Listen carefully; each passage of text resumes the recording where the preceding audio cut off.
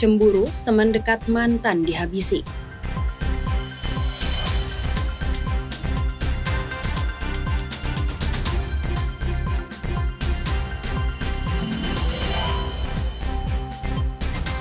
Antisipasi gejolak, Pemkot tunda kenaikan PBB.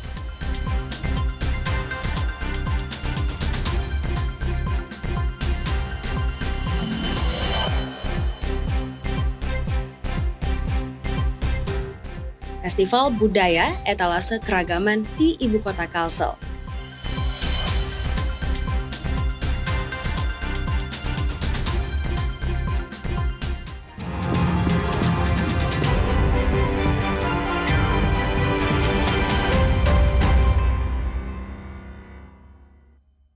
Halo, selamat pagi saudara, senang kembali berjumpa dengan Anda di Kompas Kalsel hari ini, Selasa 26 Agustus 2025. Selain 3 sorotan utama tadi, kami juga memiliki beragam sajian informasi menarik lainnya. Bersama saya Aulia Tasya, selama 30 menit akan menemani pagi hari Anda, hanya di Kompas TV, independen, terpercaya.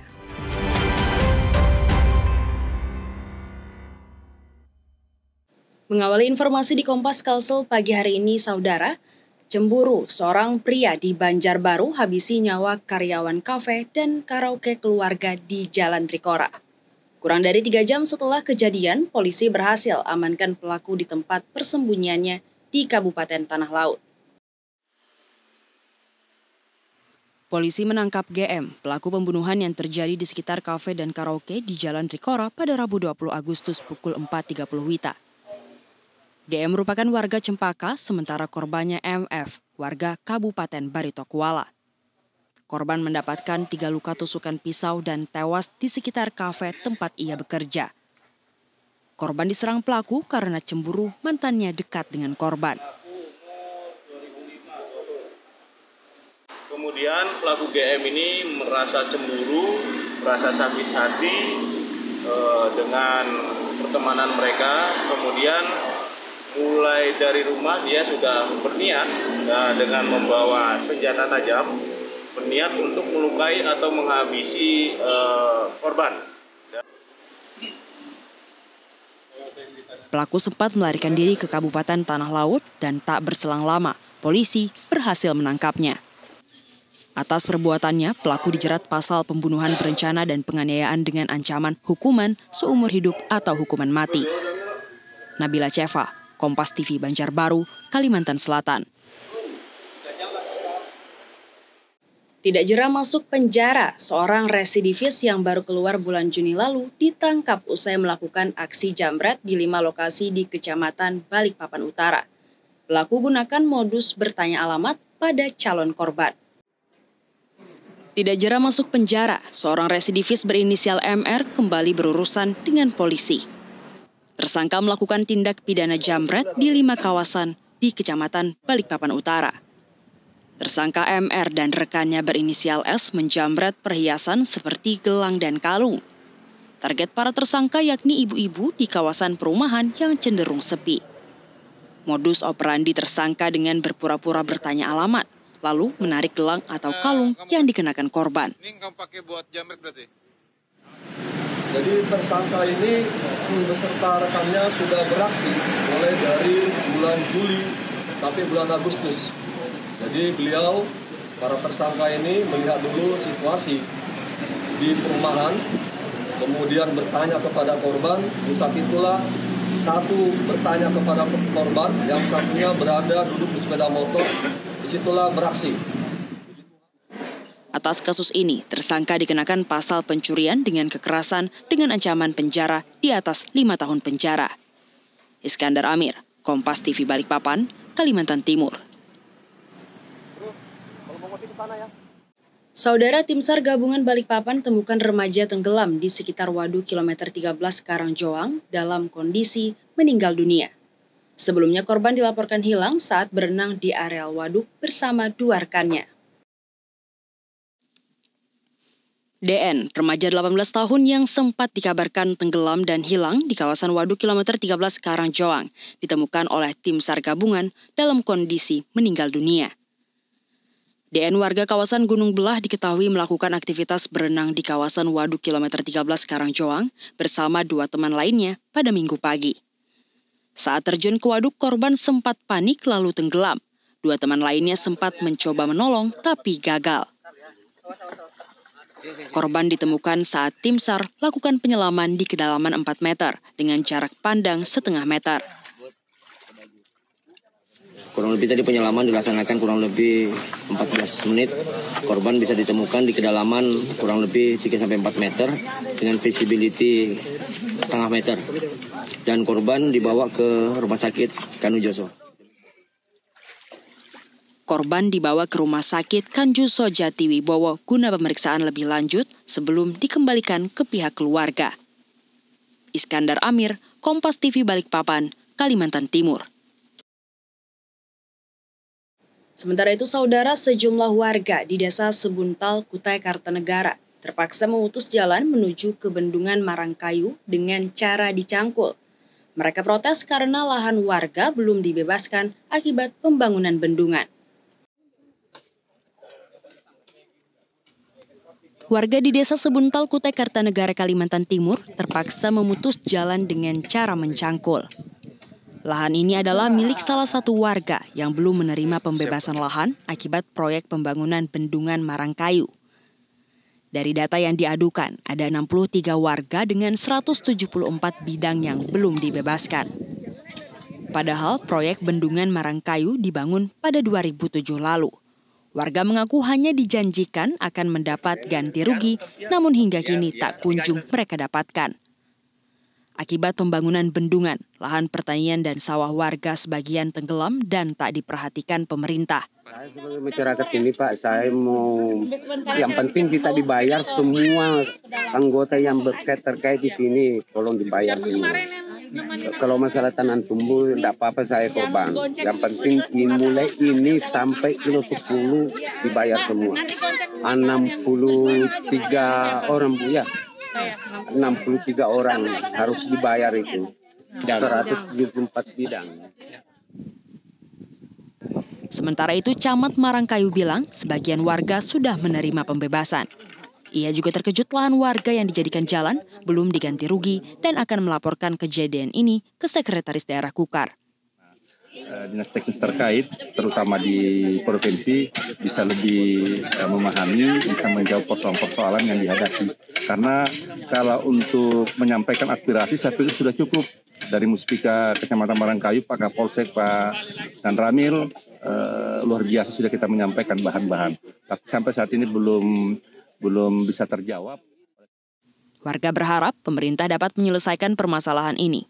Lantaran 17 tahun warga belum mendapat hak pembebasan lahan. Warga bahkan akan mengadu ke Presiden Prabowo dengan membuat surat terbuka.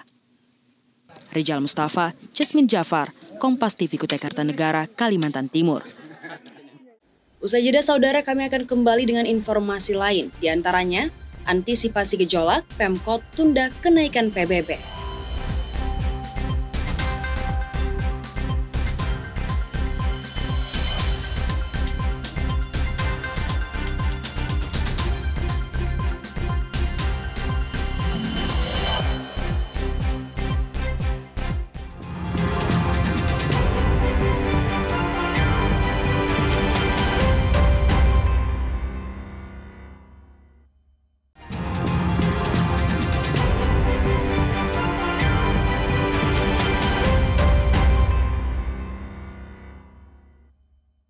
Saudara, Anda masih bersama kami di Kompas Kalsel. Antisipasi gejolak di masyarakat, pemerintah putuskan menunda menaikkan PBB. Hal ini senada dengan instruksi dari Menteri Dalam Negeri soal polemik PBB. Tidak ingin terjadi gejolak di masyarakat soal kenaikan tarif PBB, pemerintah Kota Balikpapan putuskan menunda kenaikan tarif PBB. Hal ini senada dengan instruksi Menteri Dalam Negeri untuk antisipasi gejolak persoalan PBB. Sementara tarif PBB akan dikembalikan seperti tahun 2024. Pemerintah Kota Balikpapan bantah menaikkan tarif PBB hanya melakukan penyesuaian tarif nilai jual objek pajak atau NJOP, terutama di kawasan strategis ekonomi. Seperti diketahui, rencana penyesuaian tarif PBB mencapai hingga 200%. Melihat situasi dan kondisi jangan sampai ada gejolak.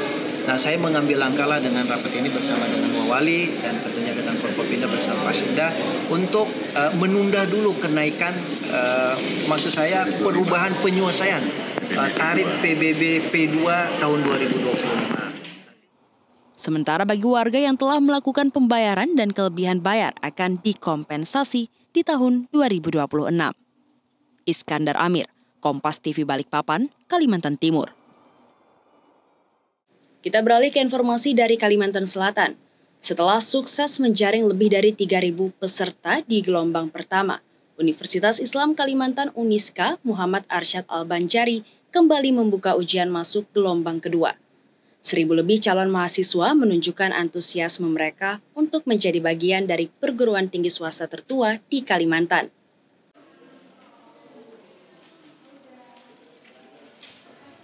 Rektor dan Yayasan Universitas Islam Kalimantan Muhammad Arsyad Al-Banjari memantau langsung pelaksanaan ujian masuk mahasiswa baru di ruang tes. Sebanyak 1.781 peserta mengikuti gelombang kedua ujian masuk yang digelar di kampus Uniska Handil Bakti, Kabupaten Barito Kuala, pasca gelombang pertama diikuti sebanyak 3.474 peserta. Angka ini disebut rektor menunjukkan tingginya kepercayaan masyarakat yang masih tinggi terhadap perguruan tinggi swasta tertua di Kalimantan, dengan program studi manajemen, hukum, dan teknologi informasi yang paling banyak diminati. Salah satu contoh misalnya di gelombang pertama, tahun 2024 itu yang tes itu kan ada 2.800 sekian yang reguler. Nah tahun ini 2.800 sekian jadi agak naik. Nah untuk di gelombang kedua ini kalau belum pemilah datanya, mungkin datanya tidak jauh berbeda dengan. Setelah berpikir keras saat mengerjakan tes tertulis, calon mahasiswa ini berharap bisa lulus. Kalau saya untuk memperdalam public speaking saya, karena saya suka public speaking. Jadi di mana itu jurusan ilmu komunikasi itu sangat benar-benar bisa mengembangkan apa yang ada dalam diri aku. Rasanya tuh lega banget. Nano-nano sih, iya, itu nano-nano banget. Betul. Awan juga kayak apa ya? Gak ada persiapan sama sekali. Oh ya, udah kan juga. Iya. Sementara demi kenyamanan mahasiswa selama menempuh pendidikan, Universitas Islam Kalimantan terus berupaya membenahi sarana dan prasarana. Arpawi, Kompas TV, Kabupaten Barito Kuala, Kalimantan Selatan. Saudara, bagi Anda yang ingin berlibur, hutan Kota Palangkaraya bisa menjadi salah satu tujuan wisata bagi Anda yang ingin menghabiskan waktu berlibur dengan sensasi alam liar. Selain berwisata, Anda di sini juga bisa belajar untuk menjaga kelestarian flora dan fauna termasuk orangutan. Masyarakat bisa melihat segala macam jenis hewan liar, mulai dari rusa, monyet, iguana, hingga berbagai macam burung ada di tempat ini. Salah satu yang menjadi daya tarik di hutan kota ini adalah Balai Konservasi Orangutan. Balai ini sengaja dibuat untuk melatih orangutan sebelum dilepas liarkan ke habitatnya. Puluhan orangutan disekolahkan terlebih dahulu dan diperhatikan kesehatannya. Mereka dirawat dan ditangani oleh dokter khusus untuk memastikan mereka aman dan sehat sebelum dilepas liarkan.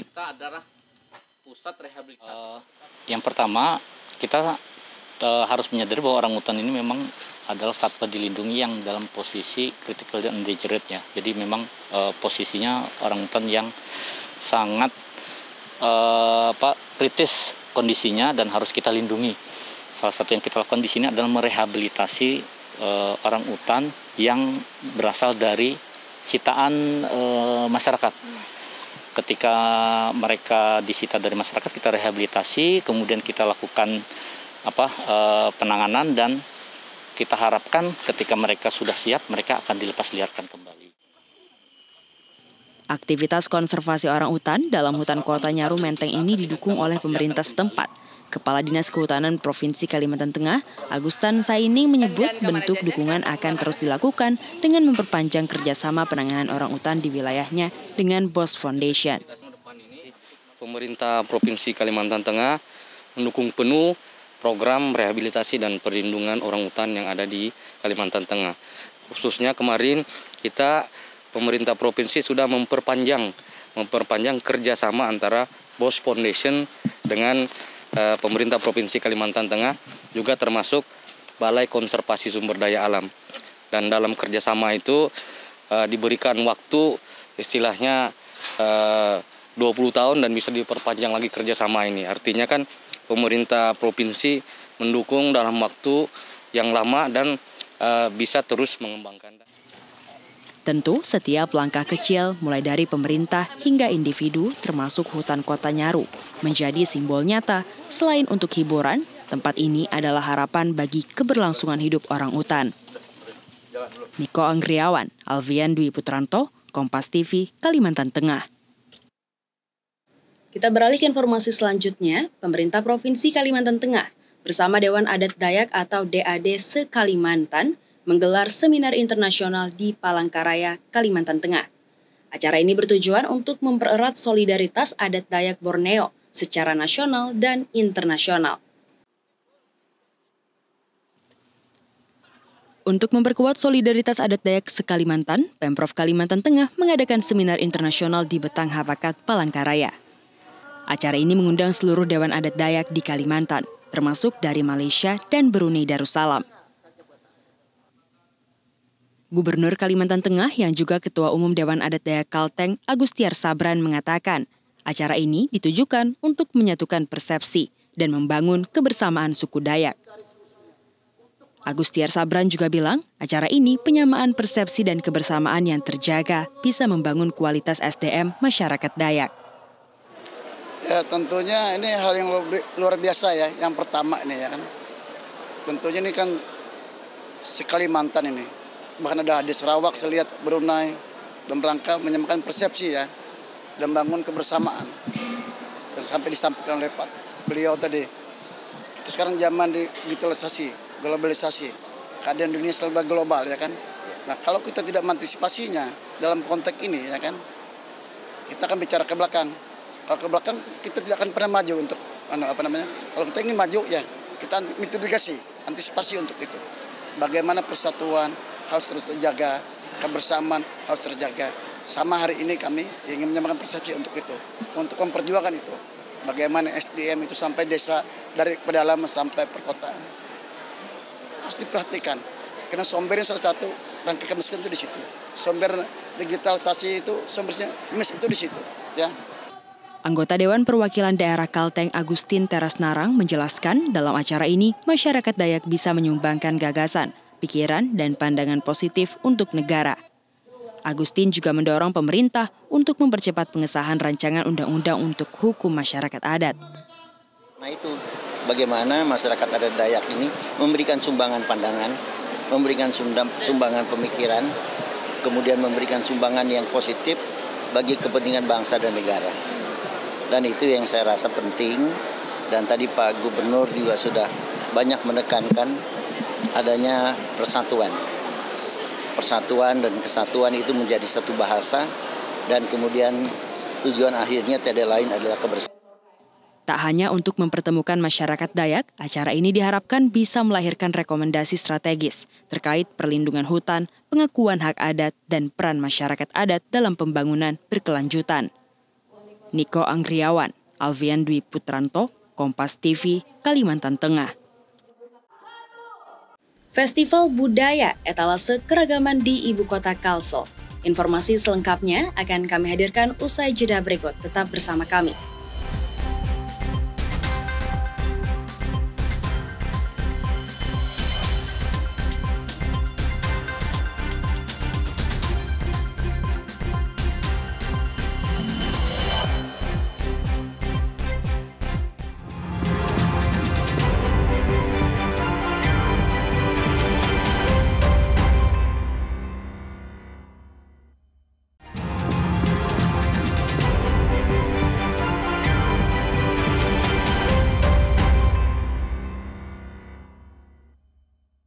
Saudara, terima kasih Anda masih bersama kami di Kompas Kalsel.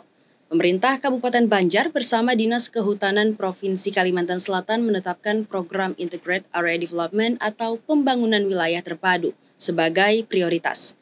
Program ini, saudara, diharapkan mampu mendorong pengelolaan perhutanan sosial yang lebih lestari, sekaligus meningkatkan kesejahteraan masyarakat.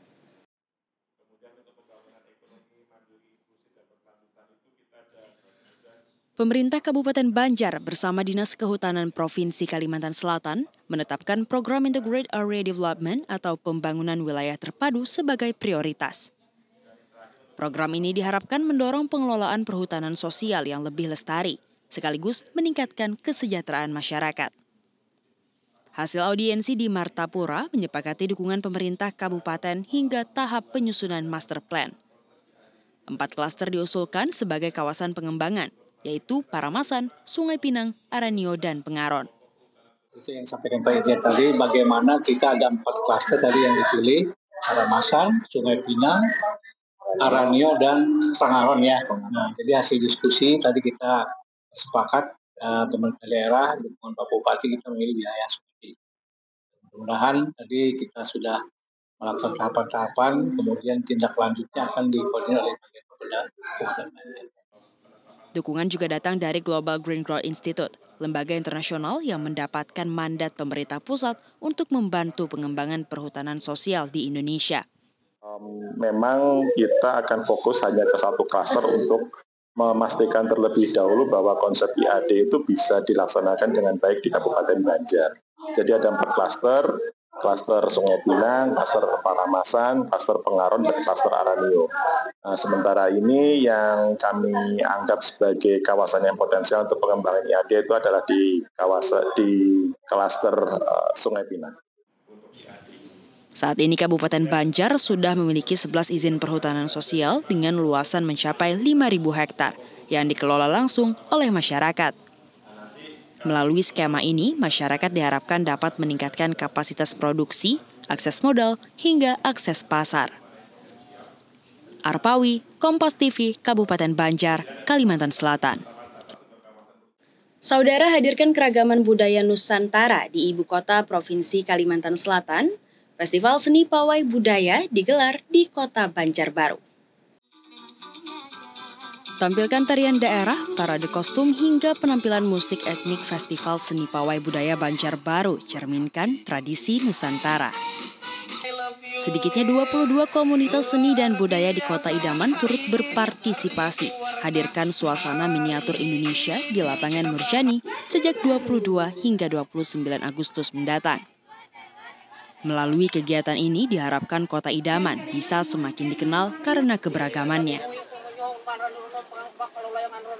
Harapannya agar nanti ke depannya kita merangkul semua pegiat seni yang ada di Banjarbaru ini tetap menjaga kelestarian dan bisa menampilkan budaya-budaya Banjar ke luar untuk mempromosikan supaya daerah luar mengetahui kita juga banyak memiliki beragam budaya yang ada di Banjar. Seorang peserta yang merupakan Ketua Ikatan Dayak Dusun Maanyan, Kota Banjarbaru bilang kegiatan ini sangat bagus untuk mengetahui keberagaman dan melestarikan budaya daerah kepada masyarakat luas terutama generasi muda. Kan budaya ini sebenarnya ya sangat-sangat baik untuk pertama kita mengetahui keberagaman kita, kemudian pelestarian budaya daerah, dan sekaligus juga mengeratkan pemimpin dengan masyarakatnya. Melalui festival ini diharapkan bisa menjadi wadah bagi para pegiat seni dan menumbuhkan kecintaan masyarakat terhadap budaya dan bisa menguatkan karakter bangsa. Nabila Ceva, Kompas TV Banjarbaru, Kalimantan Selatan. Saudara, rangkaian informasi tadi sekaligus mengakhiri perjumpaan kita di Kompas Kalsel hari ini. Saya Aulia Tasya beserta kru yang bertugas mengucapkan terima kasih atas kebersamaan Anda. Selalu saksikan beragam sajian informasi terkini dan teraktual lainnya hanya di Kompas TV, independen, terpercaya. Sampai jumpa.